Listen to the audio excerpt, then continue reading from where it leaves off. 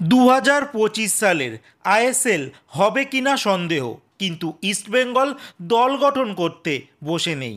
এই মুহূর্তে ইস্টবেঙ্গল দুইজন নতুন বিদেশি সই করিয়েছে, একজন সেন্ট্রাল ব্যাক আর একজন ফরোয়ার্ড। প্রথমে বলবো সেন্ট্রাল ব্যাক খেলোয়াড়ের কথা, যার নাম কেভিন সিভিলি, একজন আর্জেন্টাইন খেলোয়াড় যিনি বর্তমানে স্প্যানিশ থার্ড ডিভিশন একটি ক্লাবে খেলছিলেন। এর আগে আর্জেন্টিনারই ক্লাব রিভার প্লেট ও ভ্যালেন্সিয়া বি দলেও খেলেছেন, আর রিভার প্লেট ক্লাবটি 2025 সালের ক্লাব ওয়ার্ল্ড কাপে খেলছে।